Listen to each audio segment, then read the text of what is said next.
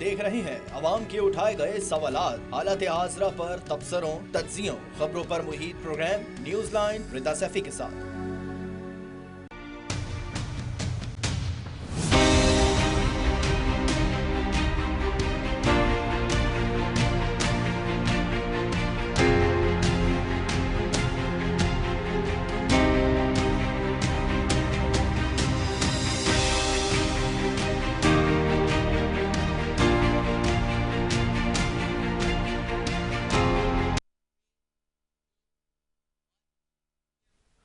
अस्सलाम वालेकुम। Programme news line के साथ मैं हूं मुनीबा गुल बाजवा। 2 जनवरी के मुज़ाकरात इस वक्त सबसे ज़्यादा गर्दिश करते हुए नज़र आ रहे हैं ख़बरों में, और मुख्तलिफ़ किस्म के बयानात भी सामने आ रहे हैं। क्या 2025 जो नया साल आने वाला है वो सियासत में कोई तब्दीली का साल है? क्या 2025 के अंदर मुज़ाकरात को हम कामयाबी का साल करार दे सकेंगे कि नहीं? इसी पर हम गुफ्तगू करेंगे। मुझे ज्वाइन किया है नजमी आलम साहब ने, रहनुमा है पीपल्स पार्टी के। आपको भी वेलकम करते हैं प्रोग्राम में। अहाद अली शाह हैं, MNA हैं तहरीक इंसाफ से, और आपको ये प्रोग्राम में खुशामदीद कहते हैं। सबसे पहले मैं जानना चाहूँगी नजमी आलम साहब से। नजमी साहब, मुझे बताइएगा कि आपको क्या लगता है कि आने जो 2 जनवरी को मुज़ाकरात होने जा रहे हैं 2025 में, ये साल सियासत के लिए कोई तब्दीली लाएगा? ये मुज़ाकरात जो है वो आपको नज़र आ रहे हैं कि कुछ बेहतर और आगे की तरफ जाएंगे? देखिए, अगर मेरी एज ए पॉलिटिकल वर्कर जी जी, अगर आप मेरी ज़ाती राय जानना चाहती हैं तो मेरी दिल से ख्वाहिश है कि ये मुज़ाकरात किसी तरह कामयाब हों और मुल्क में जो अनारकी फैली हुई है वो ख़त्म हो, अनसर्टेनिटी ख़त्म हो। लेकिन उसके लिए हम सारी पार्टियों को जी रियलिस्टिक होकर बात करनी होगी। अगर हम अपनी ख्वाहिश पे रखेंगे कि जब मेरी ये ख्वाहिश है और यही पूरी होनी चाहिए, तो ये मुज़ाकरात नाकाम हो जाएंगे। अच्छा, ठीक है। अहाद अली शाह साहब, आप क्या कहते हैं कि 2 जनवरी के मुज़ाकरात में आप लोगों ने सिर्फ 2 मुतालबात रखे हैं अब तक जो डिसाइड हुआ है, और असद कैसर साहब कह भी रहे हैं कि 2 जनवरी के मुज़ाकरात में जो है वो पूरी जो टीम है, कमेटी जो बनी है, उसके तमाम मेंबरान शिरकत भी करेंगे। 2 ही तहरीरी आपके मुतालबात हैं कि जो भी कारकुनान गिरफ्तार हैं 9 मई और 26 नवंबर के, उनको रिहा किया जाए, और 9 मई 26 नवंबर पर जुडिशल कमीशन बनाया जाए। बस ये 2 मुज़ाकरात ही लेकर आप चल रहे हैं, या आगे भी और मुज़ाकरात रखेंगे और पॉइंट्स होंगे आपके? बिस्मिल्लाहिर्रहमानिर्रहीम। आपका बहुत बहुत शुक्रिया जी। देखिए, सियासी जमातें हमेशा मुज़ाकरात पे यकीन रखती हैं, ठीक है। और ये हमारे नबी पाक सल्लल्लाहु अलैहि वसल्लम, उन्होंने भी जब मुज़ाकरात का वक्त आया तो उन्होंने भी हिकमत से काम लिया, मुज़ाकरात किए, ठीक है। मगर जो हमारे मुतालबात हैं, आपने 2 बता दिए। जो हमारा सबसे अहम मुतालबा है, तीनों हमारे अहम हैं। हमारे मुतालबात बड़े सिंपल हैं। जितने ये 9 मई की इंक्वायरी आप करा लें, 26 नवंबर की इंक्वायरी करा लें, खान साहब को आपने हस्ब बेजा जेल में रखा हुआ है। आपने पूरे पाकिस्तान के एक ऐसे लीडर को जिस पे पूरा पाकिस्तान एतमाद करता है, पूरा पाकिस्तान उसको वोट देता है। तो यकीनन अगर हुकूमत हमारे साथ इस मामलात पे, इस एजेंडस पे हमारे साथ बात करना चाहती है, तो खान साहब ने अपनी कमेटी डिक्लेयर की हुई है पाकिस्तान तहरीक इंसाफ ने। तो हम उनको वेलकम करेंगे, आए हमसे बात करें। हम मगर ये बात आप नोट कर लें कि मोस्टली के लोग ये पिक्चराइज करना चाहते हैं कि हम कोई मुज़ाकरात की भीख मांग रहे हैं या पीटीआई कोई बैकफुट पे आ गई है। तो पीटीआई ना पहले बैकफुट पे थी, क्योंकि पीटीआई जो है उसका पहले दिन से जो पीटीआई का एक सियासी मुतालबा नहीं है, ये पाकिस्तान की कौम का मुतालबा है, ठीक है। अगर आपने निहत्ते शहरियों को आपने जेल में रखा हुआ है, वजह सिर्फ ये कि वो इस्लामाबाद के दारुल हुकूमत में एहतजाज करने आए थे, तो मेरा ख्याल है उनको भी एक महीना हो गया है। तो ये किसी महज़ब माशरे में या किसी डेमोक्रेटिक मुल्क में अगर एक शहरी को ये हक हासिल ना हो, उसको ये राइट हासिल ना हो कि वो एहतजाज कर सके, ठीक है। एहतजाज को रोकने का भी तरीका होता है, ठीक है। हम उस पर भी यकीन रखते हैं कि कुछ मुल्क के कायदे कानून होते हैं, मगर एहतजाज को रोकना भी कायदे कानून के अंदर एहतजाज को रोका जाता है या एहतजाज को कंट्रोल किया जाता है। मगर ये तरीका हमने कहीं ना देखा ना सुना कि आप स्ट्रेट अवे आप अपने शहरियों पे आप गोलियां बरसाएं, आप स्ट्रेट अवे अपने लोगों को आप गायब करें, आप उनको एक एक बंदे को आप 4 4 FIR पे नहीं। आप अगर आपको मैं बताऊं, अगर जो काफिला हमारा साउथ से आया हुआ है, तो पंजाब का जो पहला डिस्ट्रिक्ट लगता है वहां से लेके सेक्रेटेरिएट थाने तक हर एक बंदे पे रास्ते में जितने भी थाने आते हैं तो उस एक बंदे को हर एक थाने में नामजद किया हुआ है, उसको एफआईआर में डाला हुआ है। तो उसके लिए लीगली पेचीदगियां पैदा की जा रही है जानबूझकर। अच्छा, मुझे तो ये ये भी वक्त बताएं, हाँ दिलशाद, आपके जवाब में ये मैं चाह रही थी कि इसको इंक्लूड कर दूं, पॉइंट यही बनता है कि जिनको सजाएं हो गई अभी मिलिट्री कोर्ट से, तो उनकी भी रिहाई का मुतालबा कर रहे हैं आप?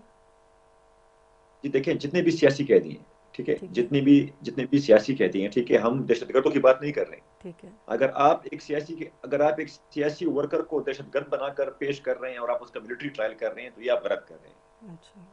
हम ये नहीं कह रहे हैं कि आप किसी दहशतगर्द का मिलिट्री ट्रायल ना करें, आप किसी ऐसे बंदे का जो उस ट्रायल का मुस्तहिक है, जो उस ट्रायल का मुस्तहिक है, आप बिल्कुल उसका ट्रायल करें।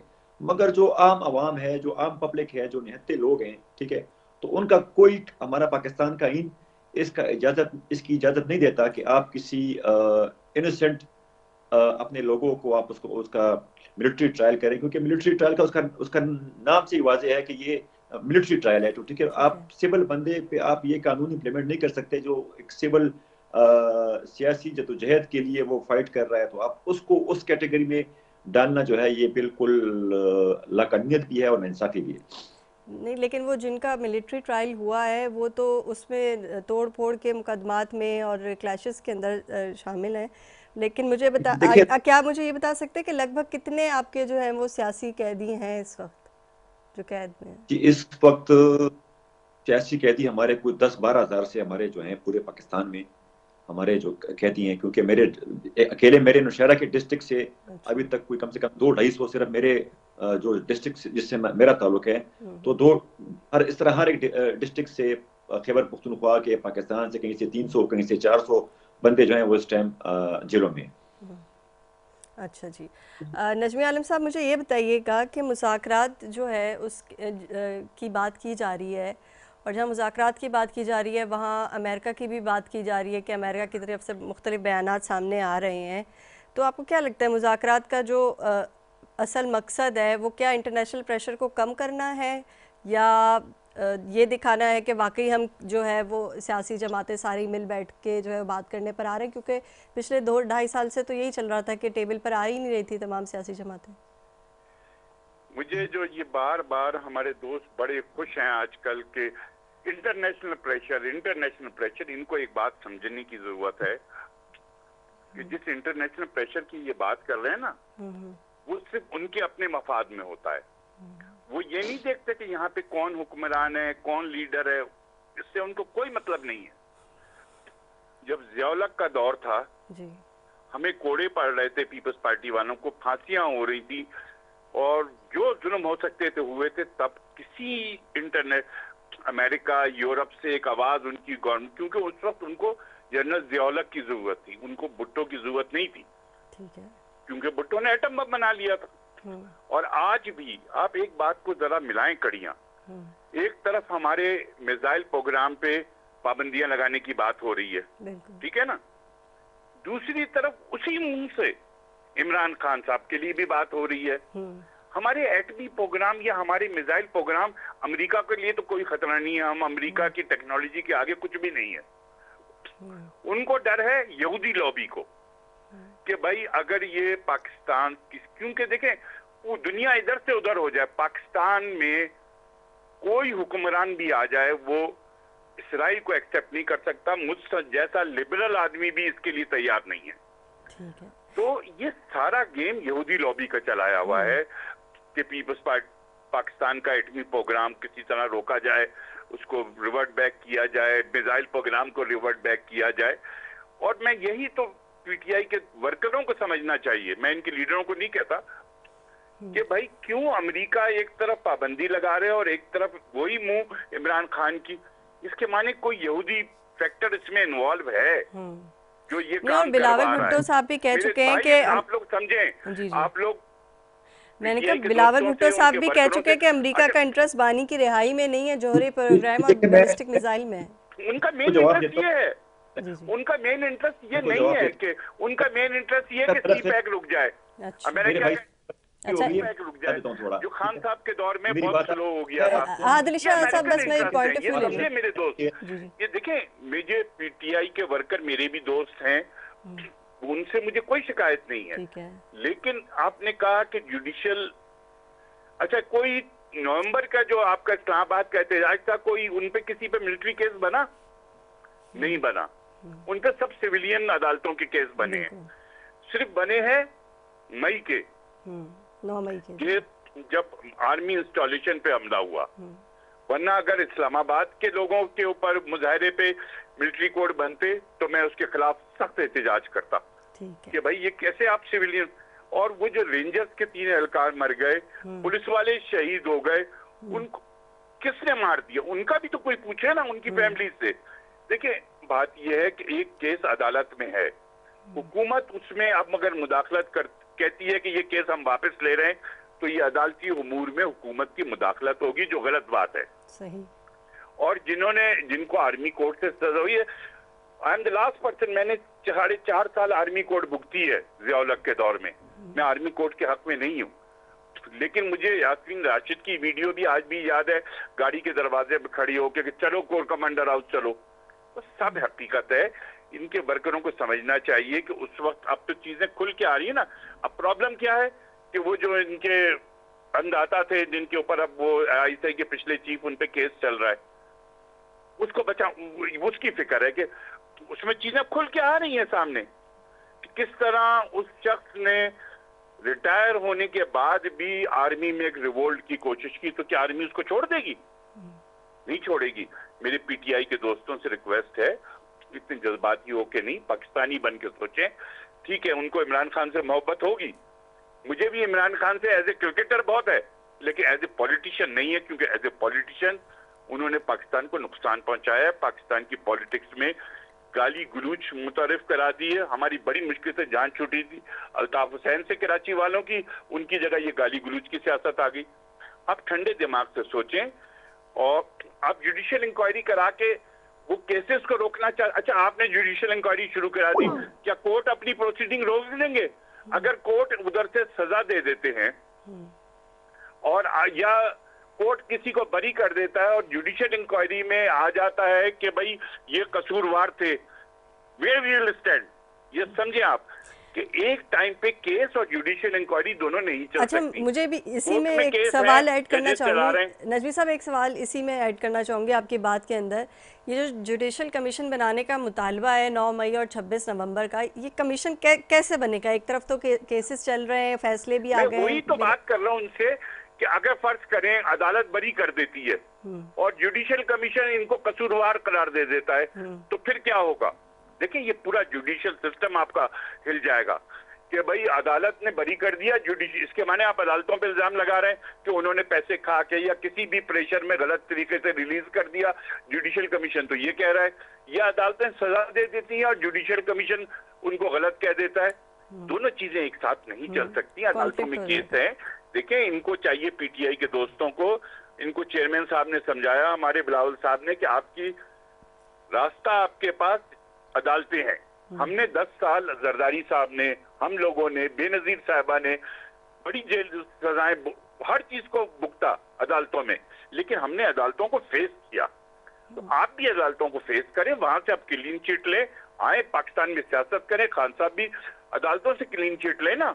जब अच्छा बहुत सी इनको अदालतों ने रिलीफ दिया है, उसका जिक्र नहीं करते। नहीं, इमरान खान साहब ने, वो अलीमा खान कह रही थी कि इमरान खान साहब से उनकी बात हुई और उन्होंने अडियाला जेल के बाहर जब गुफ्तगू कर रही थी मीडिया से, तो उन्होंने कहा कि वो नज़रबंद भी नहीं होंगे बलीगारा में, और वो जो है वो झूठे केसेस का जो है वो सामना कर रहे हैं, 1.5 साल से जेल के अंदर है, तो वो एंड तक जाएंगे। हम क्यों ना वो नबी गाला में नजरबंद हो? जरदारी साहब तो नहीं हुए थे अपने घर में नजरबंद, मैं तो नहीं हुआ था, हमारे दर्जनों लोग तो कोई घरों में नजरबंद नहीं हुआ था। बेनजीर और नुसरत भुट्टो तो अपने घर में नजरबंद नहीं हुई थी, वो तो 2 कमलों में जेलों में रह रही थी। तो इमरान खान साहब क्यों रहे? फिर तो हर कैदी को आप उनके घर में नजरबंद करें। अच्छा, every citizen have the same right. अच्छा नजमी आलिम साहब, मैंने उनसे आद अली शाह से पूछा, मेरे ख्याल से उनसे अभी कनेक्शन हमारा नहीं है, आद अली शाह साहब से उन्हें कनेक्ट कर रहे हैं, स्काइप पे हैं वो हमारे साथ। मैंने उनसे ये पूछा है लगभग आपके पास कितने सियासी आप समझते हैं कि जो हैं वो आपके कैदी हैं, जो कारकुनान हैं? तो वो कह रहे 10,000 11,000। तो मैंने 10-11,000 बहुत बड़ी कर दे ना, PTI लिस्ट जारी कर दे। हाँ, ये एक अच्छा PTI अपने कारकुनों की लिस्ट जारी कर दे।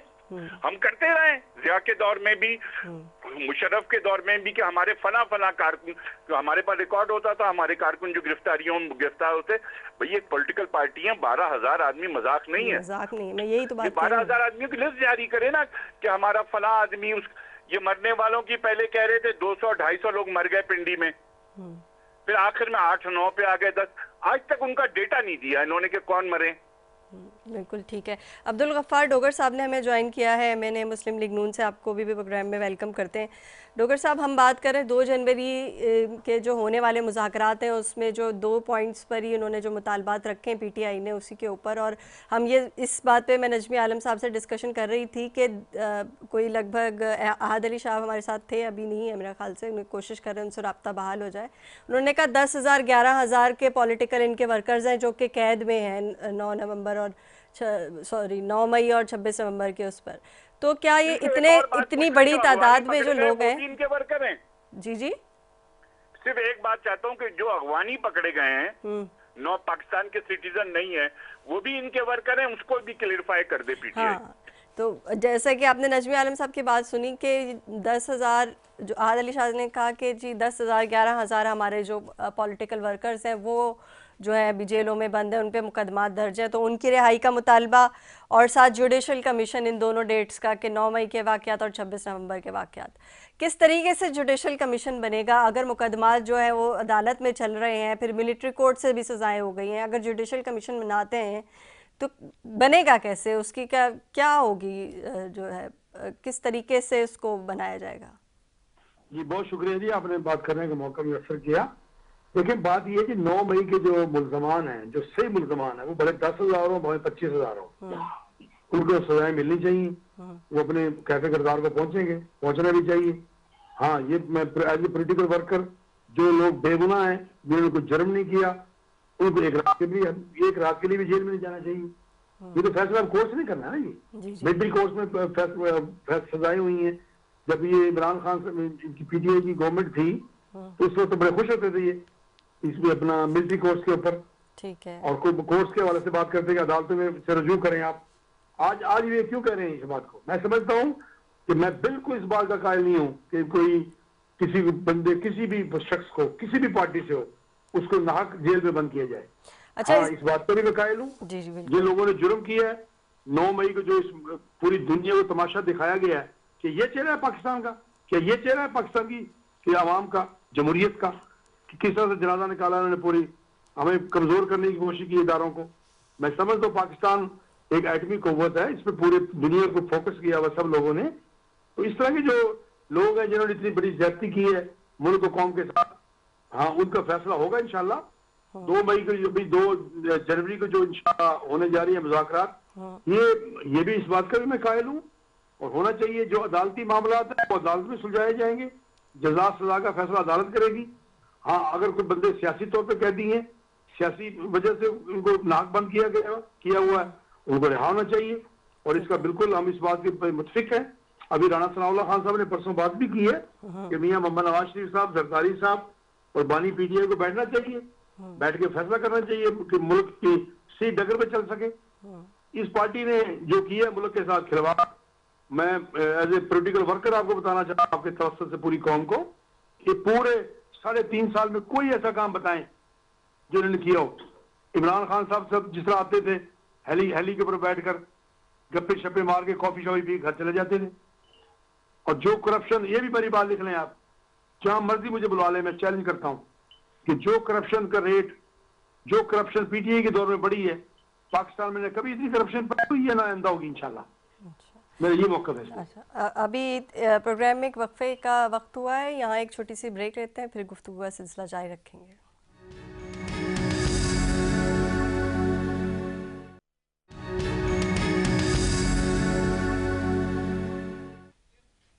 जी वेलकम बैक। और ब्रेक पे जाने से पहले हम गुफ्तगू कर रहे थे कि अब्दुल गफ्फार डोगर साहब का मौक़िफ़ हमने सामने रखा था। डोगर साहब, मुझे ये बताइएगा कि जो नया साल है 2025, इसमें आपको क्या नज़र आता है? सियासी तब्दीलियाँ होती हुई नज़र आएंगी? कुछ मईशत के साथ सियासी भी मनाज़िर बेहतर होंगे कि नहीं होंगे? गफ्फार साहब, आपको आवाज़ आ रही है?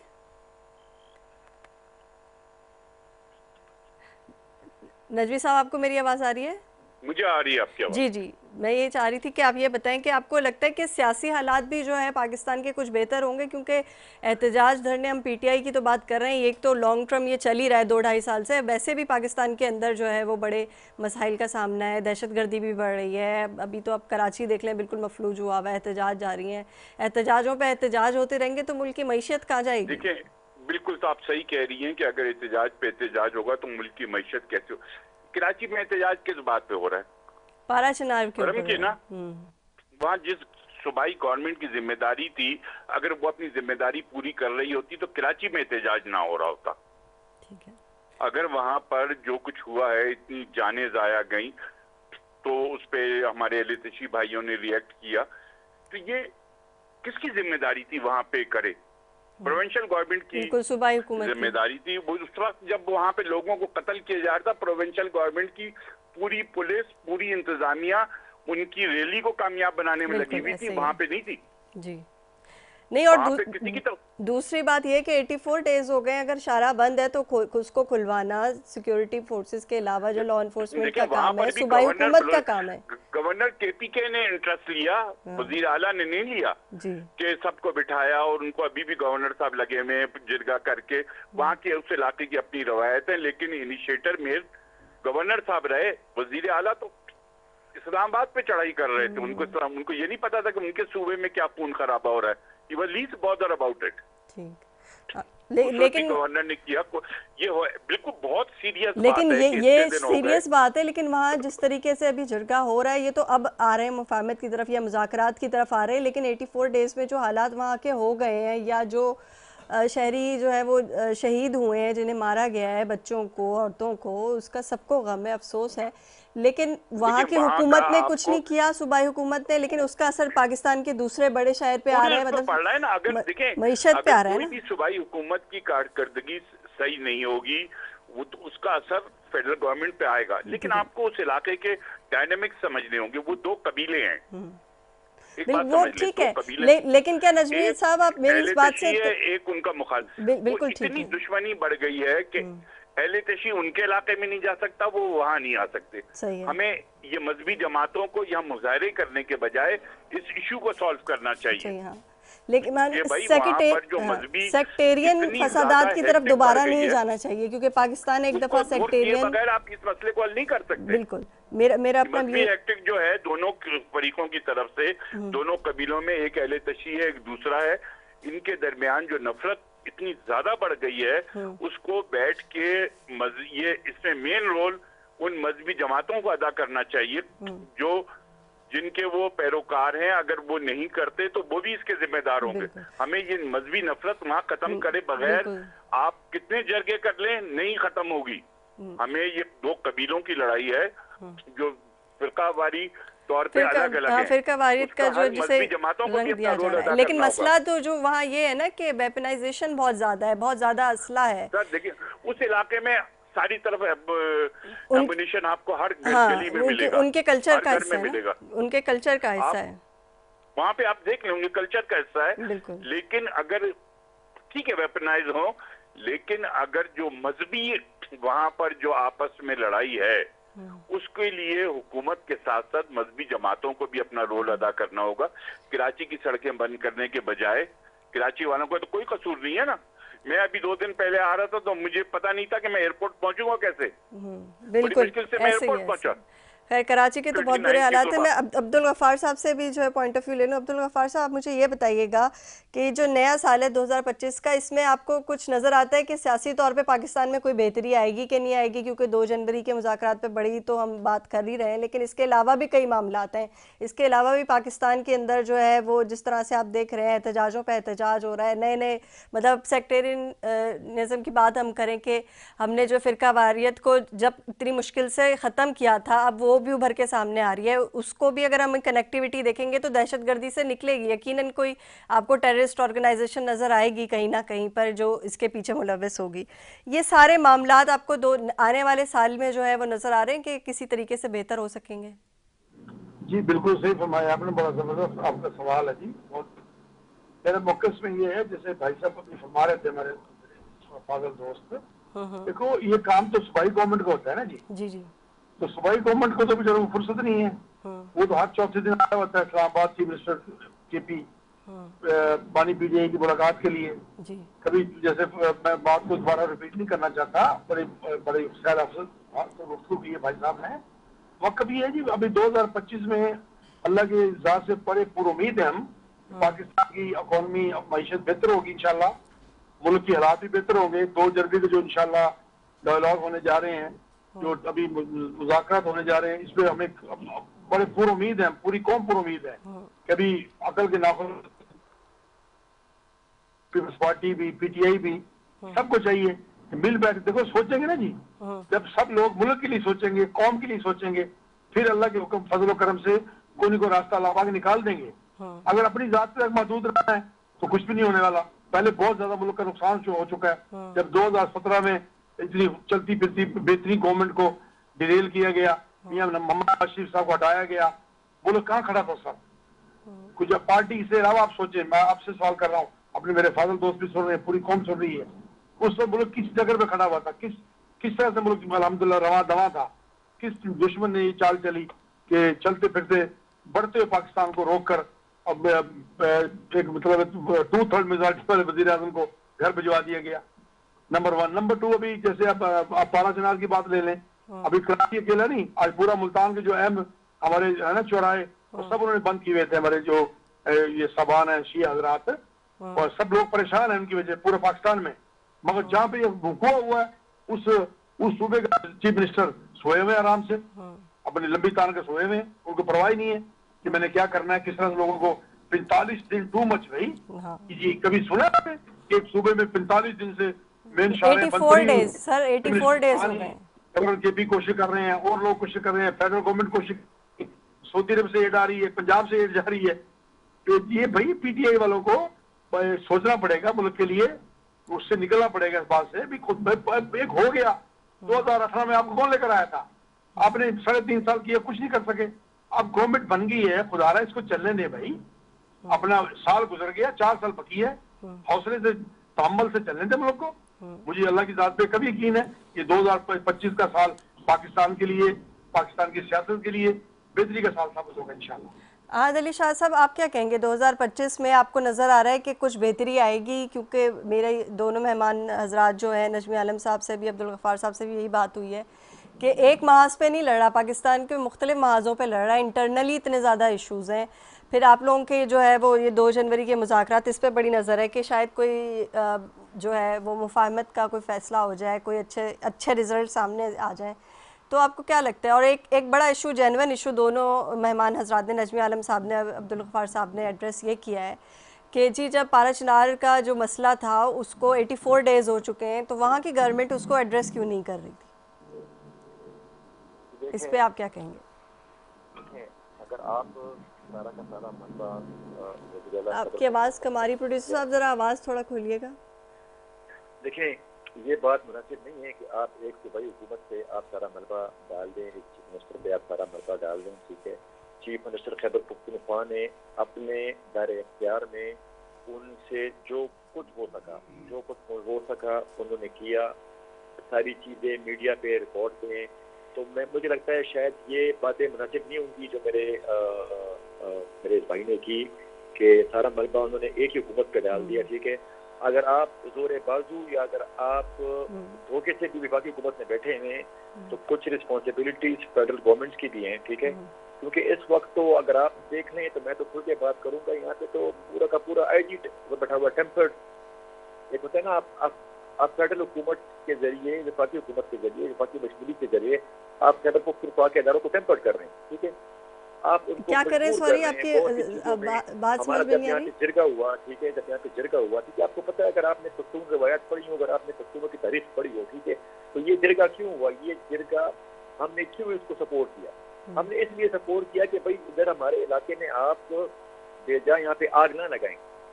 देखिए, ये एक ऐसा सेंटिमेंट है, ठीक है, शिया सुन्नी, ये हम दोनों भाई हैं, ठीक है। हम किसी फिरके को हम किसी फिरकों को टारगेट नहीं करते हैं। अगर उसको टारगेट करेंगे बीन पॉलिटिशियन, बीन पार्लियामेंटेरियन, ये हमें शोभा भी नहीं देता कि हम किसी एक को मोजरे इल्जाम ठहराएं, ठीक है। ये एक ऐसा इशू है कि बड़ा चिनार जो है वो सिर्फ खैबर पख्तूनख्वा का हिस्सा नहीं है, वो पाकिस्तान का भी हिस्सा है। जितनी रिस्पॉन्सिबिलिटी खैबर पख्तूनख्वा की हुकूमत की है तो उतनी रिस्पॉन्सिबिलिटी वफाकी हुकूमत की भी है। तो अगर ये पीटीआई के वर्कर्स को पकड़ने के अलावा, ठीक है, वफाकी हुकूमत अगर इन चीजों पे फोकस करे, इन चीजों पे हमारे साथ मुज़ाकरात करें, सूबाई हुकूमत की खुद मुख्तारी की बात कहाँ से रही? ना करें कि हमारा मैंडेट खा के आप बैठ गए, फिर आप हमें कहते हैं कि हमारे आओ बैठ के भाई 2025 के साल जो होगा बड़ा बेहतरीन होगा, ठीक है। इस तरह नहीं होता। जो इश्यूज हैं, इश्यूज के लिए आपके पास टाइम ही नहीं है बातचीत करने के लिए। आपके पास आपकी मशीनरी, आपकी फोर्सेस इसलिए है कि आप जाके एक किसी सियासी जमात पे आप बंदूक के थाल नहीं, अहाद शाह मेरा पॉइंट नहीं समझे। पड़कनार में करवाते इतनी अहाद अली शाह साहब, तो ये हालात यहाँ अहाद अली शाह साहब, मैं चाह रही हूँ कि आप मेरी बात भी सुन लें थोड़ी सी। मैं ये आपसे अर्ज़ कर रही हूँ कि सूबाई खुद मुख्तारी जो 18वीं तरमीम है उसके मुताबिक तो सबसे पहले जो है वो सूबाई हुकूमत को एड्रेस करना है कोई मसला। 84 डेज़ हो चुके हैं, वहाँ पे रास्ते बंद हैं, ठीक है। वेपनाइजेशन का मतलब ये कि हमें पता है कि कल्चर जो पश्तून कल्चर है उसके अंदर ये उनका कल्चर है कि वहाँ वेपन्स रखी जाए। लेकिन अगर जब बात हो रही थी और जब सेक्टेरियन ख़ास तौर पे बात होती है वायलेंस की, तो इसमें हमेशा हमें जो नज़र आता है वो हमें भारत नज़र आता है, हमें दूसरी एजेंसीज नज़र आती है कि उनकी तरफ से क्रिएट किया होता है कुछ ना कुछ। आपको जब आप इंक्वायरी करेंगे जो टेररिज्म की ऑर्गेनाइजेशन है उनसे ताल्लुक मिल जाएगा, ठीक है। लेकिन इसको एड्रेस करना पहले सूबाई हुकूमत की जिम्मेदारी है, फिर वफाक की है ना, क्योंकि इंडिपेंडेंसी तो है ना, सूबाई खुद मुख्तारी तो है। देखें, सूबाई खुद मुख्तारी जी कहाँ पे है, ठीक है। ये आपको सिर्फ कागजों में मिलता है कि भाई सूबाई खुद मुख्तारी है, ठीक है। नहीं, ये हमारे हुकूक अगर हमें मिलते हैं तो आपको ये फाटा में ये हालात ना होते। आप फाटा के जितने भी MNAs हैं, ठीक है, वो उन्होंने हर साल वो वहाँ का लोकल MNA है फाड़ा चिनार का, उसमें ये मेरे भाई बैठे हुए हैं, उन्होंने हर सेशन में वो बैनर पकड़ के खड़े होते हैं। उनको बात करने का मौका नहीं कोई देता असेंबली में कि वो अपने इशूज हाईलाइट करें, ठीक है। जब आग लग जाती है तो फिर मलबा उठाने के लिए, मलबा डालने के लिए फिर इनके पास बड़ा ऑप्शन होता है कि ये तो हमने आपको सुबह मुख्तारी दी हुई है, तो ये इशूज आप हैंडल करें, ठीक है। ठीक है, अब आप मुझे हम खैबर पख्तूनख्वा की हुकूमत ने, हमारे वज़ीर आला ने, ठीक है, जान पे खेलते हुए इस वक्त जो खैबर पख्तूनख्वा के हालात हैं, ठीक है, तो एक तो हम तो हर तरफ से मसाइल में गिरे हुए हैं, हर तरफ से मसाइल में गिरे हुए हैं। नहीं तो जान पे खेलने की ज़रूरत नहीं थी ना। अली अमीन साहब को चाहिए था कि वो जब ऑपरेशन नज़्म इस्तेहकाम शुरू हो रहा था, कहा जा रहा था कि AP में ऑपरेशन शुरू किया जाए, तब तो मुखालफत कर दी। अगर वहाँ पे अगर तालिबान के लिए या दूसरे जो इस तरह के कल्प्रिट्स हैं उनके लिए या टेररिस्ट ऑर्गेनाइजेशन के लिए ऑपरेशन हो जाता तो शायद ये हालात ना होते, ये फिरका वाराना फसादात भी ना होते। हमने कभी भी दहशतगर्दों के खिलाफ ऑपरेशन की हमने कभी मुखालफत नहीं की, और ना पाकिस्तान तहरीक इंसाफ का कोई भी रुकन बहैसियत पाकिस्तानी हम किसी ऐसी चीज की वो नहीं कर सकते कि जो मेरे स्टेट या मेरे मुल्क के खिलाफ हो। अच्छा, चले प्रोग्राम में वक्त कम है। अहाद अली शाह साहब मुझे ये बताएं, 2025 जब आएगा, 2 जनवरी के जो मुज़ाकरात है आपको नजर आ रहे हैं कामयाब होते हुए? जी देखिए, अगर हमारे मुज़ाकरात कामयाब हो गए तो फिर तो हुकूमत नहीं रहेगी ना, तो हुकूमत जाएगी। आपने बड़ा अच्छा, ठीक है। अब्दुल गफ्फार डोगर साहब, आपने मौक़िफ़ सुन लिया, आप क्या कहेंगे? जी मैं ये तो हमारे फाजिल दोस्तों का मसला है सबसे बड़ा। हुकूमत जाएगी, आप हुकूमत को भेजना चाहते हैं, हुकूमत कैसे जाएगी भाई? हम मुज़ाकरात की बात कर रहे हैं, हम मिल बैठने की बात कर रहे हैं। ये मेरे भाई फरमा रहे थे साहब कि भाई सूबाई खुद मुख्तारी की बात, सूबाई खुद मुख्तारी अगर ना होती तो ये इतने बड़ी टीम फोर्स को लेके चीफ मिनिस्टर के भी जा सकते थे इस्लामाबाद में। तमाम ताकतें इस्तेमाल की हैं सूबे की, उन्होंने हर चीज को रोनते हुए टी चौक तक पहुंचे हुए हैं। वो ये सूबाई खुद मुख्तारी थी ना, तमाम सोर्स उनके बतायत कहीं नहीं है, वो पहुंचे हैं वहाँ।